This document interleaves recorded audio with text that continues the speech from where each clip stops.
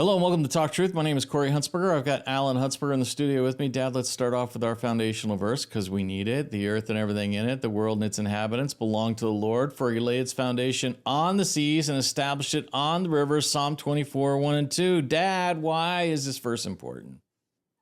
Well, it's important because another thing that comes to my mind in a verse that helps describe this, and that is the fear of the Lord is the beginning of wisdom.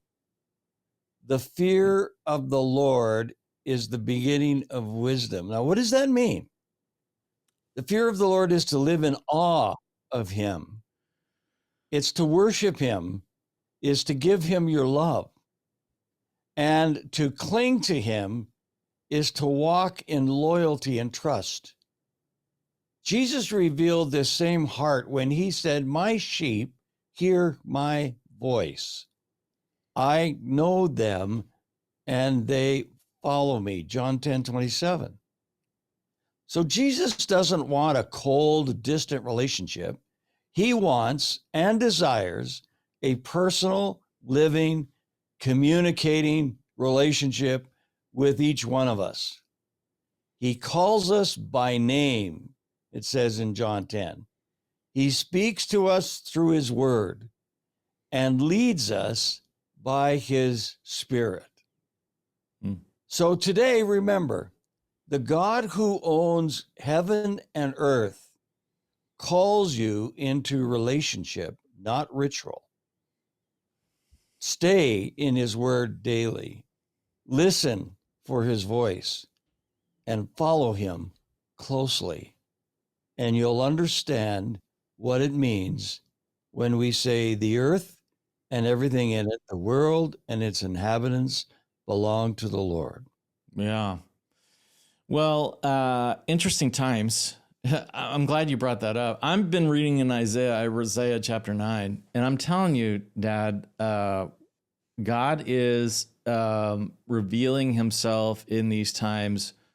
And meaning I'm excited that we're going through the difficulties we're going through, because, you know, it tells me there's going to be a season where the people, his chosen, if my people will humble themselves, right? That verse, God will come and heal our land. But we got to go through some major stuff, which is what we're going through now. It's crazy. Yeah. But it's good. I know. Because there's going to be a day we realize we can't fix it. We can't fix it. God can fix it. That's right. You know, and the beautiful thing when you talk about going through days of trouble, it reminds me of Jesus with his disciples, and they're going to cross the lake, and Jesus goes down in the bottom of the boat and falls asleep. And they enter into the most terriblest storm that these disciples ever experienced. In fact, they thought they were going to die. And Jesus is sleeping. Now, just think about that for a minute. Yeah. You and I are going through, difficult times, and we're thinking, God, where are you? And he's like in the bottom of the boat. He's in the boat. So what are you worried about? If Jesus is not all upset, why are we upset? Right. He's sleeping. Right. That's the beautiful thing. And his comeback line is, "Where's your faith? What is wrong with you? Where is your faith?" Well, someone who's got lots of faith is this guy right here, Mr. Shawn Buckley. Shawn, welcome back to the show. Oh, very pleased to be here. Thanks for having me. Well, thanks for being here. And Shawn, we wanted to really specifically highlight something you said when we were in Tofield. You and Teresa came out to the by-election, that we did with the candidates, and we had a chance to do a little Q&A at the end for Talk Truth. And we had everyone come up and speak. Now, you spoke something I've never heard you speak on before. And everyone that was there has replied, almost everybody, has called us or emailed saying, "Hey, do you have a copy or a recording of what Shawn spoke about?" And I'm like, "No, the cameras were off. I'm sorry." So we had to have you back. You were talking about the Constitution. And for one, you kind of had me confused because I didn't even know Canada even has a constitution. Do we even have a constitution? Well, I'll explain what we do have, and I think it'll shock people. And, maybe you should title this show, Forbidden Knowledge. And for those of you that, feel that you should only have knowledge the government wants you to have, then, turn the TV off.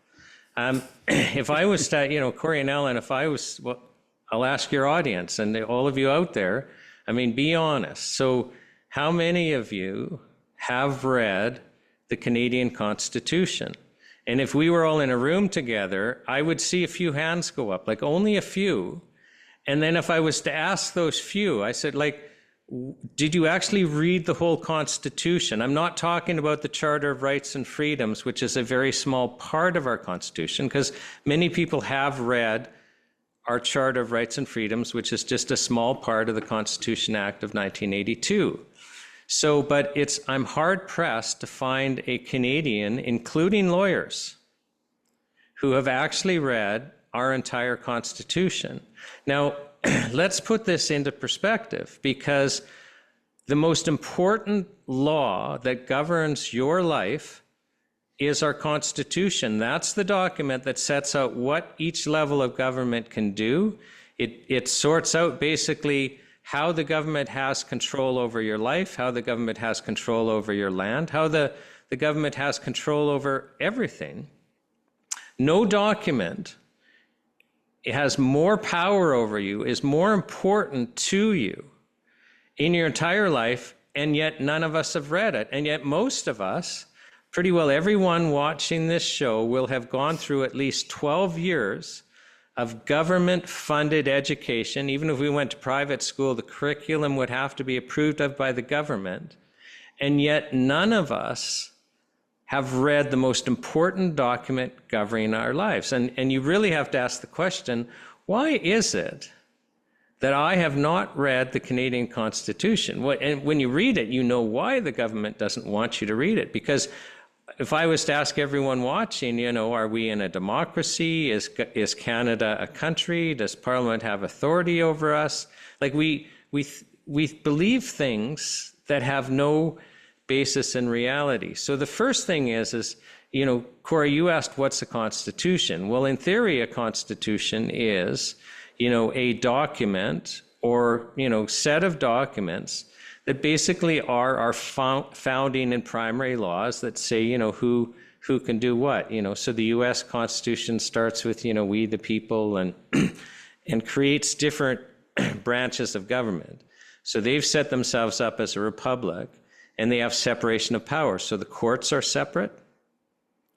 The executive power is separate. The president is their executive power. So Congress and Senate will pass laws. That's the legislative branches. But who enforces those laws? Who applies those laws? That's the executive power. Do you know who the executive is in Canada? It might surprise people. We think, well, it's the federal parliament. That's where the executive power is. But according to our Constitution, the main part of which is the British North America Act of 1867, the king is our executive. Okay, the king of England, King Charles is our executive. Now, King Charles, to kind of exercise his executive power, has a committee that our Constitution establishes to advise His Majesty's government in Canada, the Privy Council Office. Has anyone watching this even heard of the Privy Council Office? If you were to ask me who the most powerful person in Canada is, I wouldn't say the Prime Minister, and I wouldn't say the Governor General and Council. I would answer and say, I think personally, the most powerful person in Canada is the Clerk of the Privy Council Office, because it's the Privy Council Office that runs the Executive of Canada. And most of you haven't even heard of this office. I don't even know who that is. Now, the federal cabinet, the ministers, so the prime minister and the ministers, while they're sitting as cabinet ministers, are members of the Privy Council Office, but the Privy Council Office is made up of a whole bunch of people appointed by the king that are not elected representatives who just continue through. If Parliament passes a law, it's not law unless the Governor General signs it. Now, the Governor General is appointed by the king and is the king's representative. Do you know our our members of parliament, they swear an oath of allegiance to the king. They don't swear an oath of allegiance to the Constitution. And why would they? They don't swear an oath of allegiance to you and I. They swear an oath of allegiance to the king. Our judges swear an oath of allegiance to the king. So, and do you know even our Constitution itself is a collection of British statutes? Now let that sink in for a minute.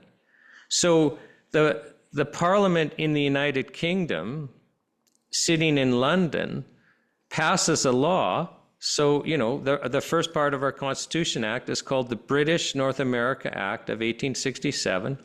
It's a statute passed by the British Parliament. You know, the second biggest part of our Constitution is the Constitution Act of 1982, which is a statute of the British Parliament. There's been a whole bunch of little amendments along the way. They're all statutes of the British Parliament or orders in council of the British Cabinet. So here we think we're a country, but our whole Constitution are British statutes that the United Kingdom Parliament can repeal, can amend. In fact, our Constitution doesn't allow us to do things that go against the UK Parliament. You know, most of us understand, let's say, you know, provinces have certain powers, and the provinces grant cities and other smaller entities like townships and municipalities certain powers. And the provincial government decides what powers it's going to allocate, and the provincial government changes that from time to time. The provincial government can take them all back. That's how Canada is as a, you know, so-called country. Basically, the United Kingdom Parliament has granted us certain rights and can take them away. So isn't that interesting? And we're not taught that. So everything governing us are just British statutes that the British Parliament can change at any time. Our king is the executive. Corey and Alan, who is the head of our armed forces? Who do our armed forces answer to? It's really clear in our Constitution. It names the person that runs our armed forces. Do you know who that is? I know this one. Yeah, I know this one. King Charles. King Charles. Yeah. So the federal government isn't head of the Canadian military. Our king is head of the Canadian military. And if we go to the king's court saying, wait a second, the military should be answering to those people we elected who then swear allegiance to the king, meaning our parliament. It shouldn't be the king directly. It should just be those we've elected to swear allegiance to the king. Understanding that the king, you know, can basically, you know, annul their laws. Well, the court's going to side with the Constitution. The law is clear. The king is head of our armed forces. And, you know, even our rights and freedoms that, you know, and they aren't rights, because a right is so found in our Canadian Charter of Rights and Freedoms. A right is something that can't be taken away from you. Right? So a right is something that can't be taken away from you. Like, so, you know, the three of us are adults. We have the right to go out after 10 p.m. if we want. Like that, well, I guess that could be taken away from the government, and it has. But I'm thinking more of a parent-child role. You know, when I had teenagers, let's say we had a 10 o'clock curfew. Well, it wasn't a right. If they got out of hand and I grounded them, they knew it was a privilege, right? It wasn't something inherent to them.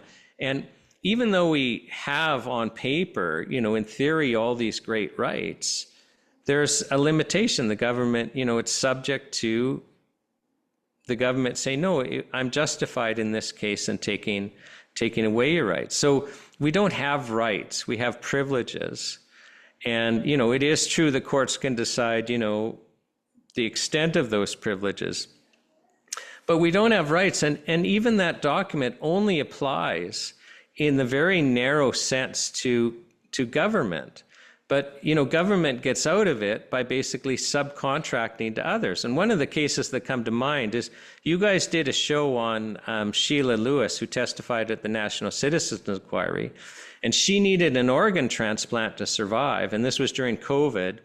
She had taken all of the other vaccines a second time to qualify, but she wasn't willing to take the COVID-19 vaccine. She didn't believe that that was going to be good for her health. And she had been tested. She had already had COVID and had such a strong immune response. She had so many antibodies that she was one of those people that it would have been dangerous to take the vaccine because she already had a very strong immune response. But why would you take a vaccine when you already are immune? But a group of 4 doctors said, no, because you won't take this shot, go home and die, which is what happened. But she goes to court saying, no, I have the right to life under our Charter of Rights and Freedoms, Section 7. I have the right to life. And the court said, yeah, but they're not government. So think about this, the Supreme Court of Canada said, no, the government can make it illegal for us to have private health care. So she can't hire doctors within Canada to give her the surgery she needs to live. So the only option is the government funded health care. All these doctors are paid for by government, but they're not government.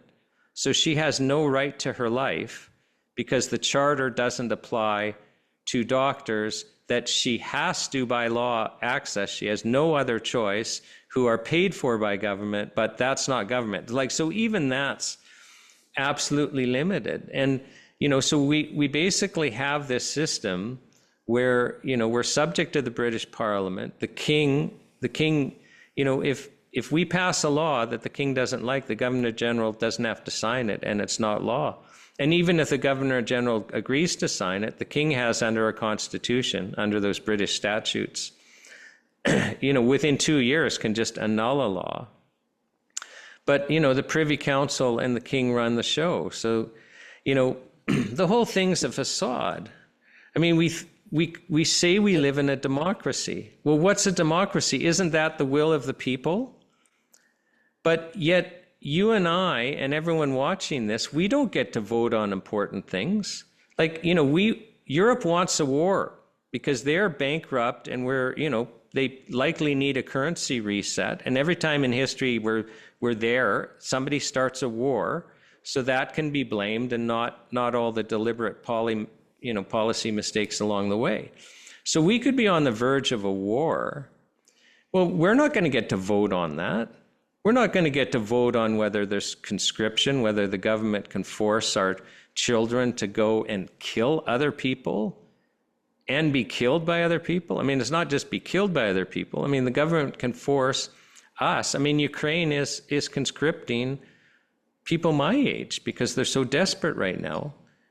Shawn, if I could just ask you a question. I hate to interrupt, but please do though.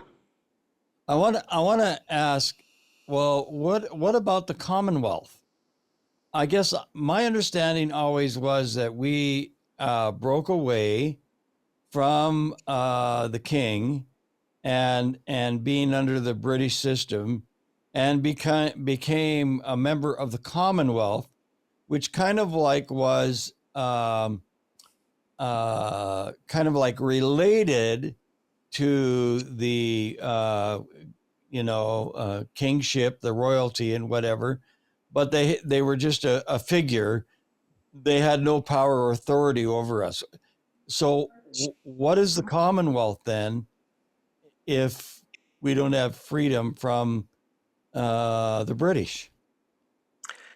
Well, I mean, I think the Commonwealth is a great marketing thing to make us all happy and think that we're part of some big family, and yet, somehow we're separate. But, we're separate in the way that, the city of Edmonton is separate from the province of Alberta. The province of Alberta has passed a law giving the citizen of the city of Edmonton certain powers, but the legislature in Alberta can take those powers away or change them. And that's Canada's situation. So the United Kingdom Parliament, has granted the Dominion of Canada, which all the land belongs to the king. So do you understand that? So at law, even though you may have bought a house and paid off your mortgage, the king still owns your land. You just have what's called a fee simple. So basically, that's just a right granted by the king to occupy the land, and simple means without restriction. Although, you might have some utility easements and the like on your property. There may be some restrictions, but vis-a-vis the king, we're granted what's called a fee simple, but you don't own your land. And we all know the government can take our land away. And I can assure you that the government is planning on taking your land away. So, but don't worry, it's not yours anyway. It just, it's kind of give unto Caesar that which belongs to Caesar. So give to, King Charles that which belongs to King Charles. But I mean, most people are even shocked by that. So to answer your question, Alan, I mean, the Commonwealth, wonderful idea, right? Especially when there was more freedom of movement and, we have the Commonwealth Games and things like that, and we all feel like we're all part of some big happy family. Yes, we're all part of the British Empire, which has granted countries like Canada and Australia certain privileges, much like a province grants cities certain privileges, but totally subject to the empire centered in London. But for marketing purposes, we all believe we're a country. We all believe we're free. What I'm saying to the audience today, most people will never have heard of. And again, like it's Corey, I've never heard of the Privy Council Office. Well, of course you haven't heard of the Privy Council Office, because that's not going to market well. That's not going to market well. You see, it's easier to control us if we believe we have some modicum of control over our lives. But we don't. Like literally, the government could pass a law conscripting us, the three of us, under threat of death, if we won't go and kill other people that we don't know and that we don't want to kill, and be killed. Like they have absolute power of life and death over us. We are the king's serfs, truly.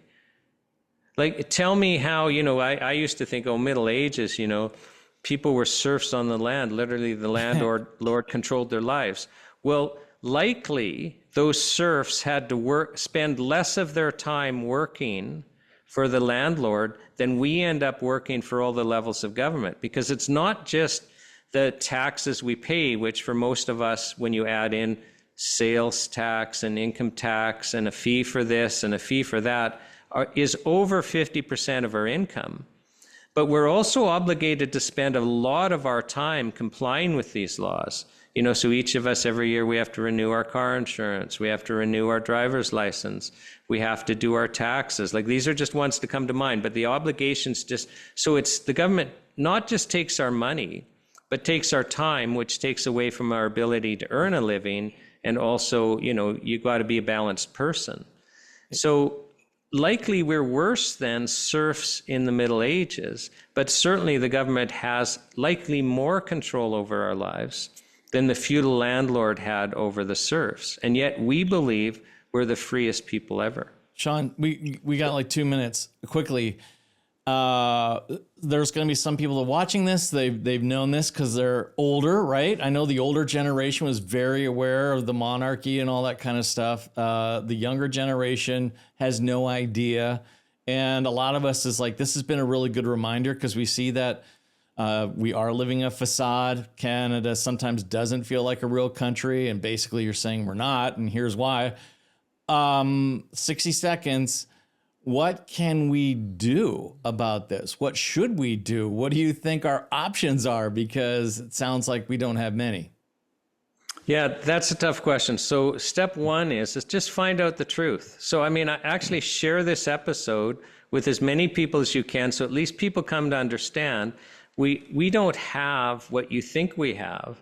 And then Corey, I think God's going to move us into a different system based on different principles. Like this idea that the government has basically control over every aspect of our life. And we've just got this illusion of rights when really all we have is privileges that, the extent of those will depend on, basically the needs of the government, not the needs of the people. That's not the freedom God envisioned. Like, the first and second commandments, when we based our societies on those, we were the freest. And so we need to get back to the first and second commandments. If a law is not loving your brother like yourself, it's a false law. Amen. So you're saying we need like a Moses type dude to kind of come set the people free, man. We need to like a mass exodus to set the people free. I don't know how God's going to do it, but I know that, I think people should be praying that God will reveal truth to the nation of Canada and just be broad, because it's not just this area. The level of, belief in things that are not real is astronomical. And so for us to be free, we literally need God to shine light into the darkness. And that's something I pray for, and I'm inviting your audience to pray that God will shine light into Canada, reveal truth, and then and to reveal himself. And then he never acts like we expect anyway. So let's just trust that. I think he's done that, because through COVID, I heard it multiple times. You don't have a right. This is a privilege. That has come up. You know what I mean? That kind of terminology. So I think he is kind of poking some holes through the veil so that we are starting to see the truth. Anyway, Shawn, we really appreciate you. Real quick, yes or no? Can we then have a vote to become a sovereign nation? I'm going to have to ask the king. Yeah, and just short answer. I mean, the Supreme Court of Canada, it did go up to them during the Quebec thing. And in theory, if you have a reasonable majority, that should at least create a legal obligation on Canada to negotiate with the province, whatever that means. So I think it's clear as mud. Would His Majesty give up the province of Alberta? Well, that's an interesting conversation. I love what you had to say, Alan. Alan reads his Constitution every single day. This is his Constitution, the Bible. Right. That's right. where we take our marching orders from. Interesting stuff. I know a lot of people, I'm eager to hear what the feedback is on the show, because I'm sure a lot of people are like, did you guys not know that? You know what I mean? And there'll be other people going, wow, thanks for the reminder, because it's easy to forget. You want to help support our mission, keep this conversation on the air? We are viewer supported. We don't take government funds or special interest groups. It's only because of the loving people that are so kind and generous that watch this show. They give towards this ministry. You can go to our website, gotalktruth.com, and donate. Click on that, and many different ways to give digitally that way. If you like to do it through the mail, you can. You can send, make your gift payable to Heritage Christian Ministries Association and send it to 246 Stewart Green Southwest, Suite 3260, Calgary, Alberta, T3H3C8. And if you like prayer, you can call our toll-free line anytime, 24 hours a day, 7 days a week, 1-800-915-0056, and someone from our prayer team will pray with you. All right, Dad, we're out of time. We'll see you guys later. Love you.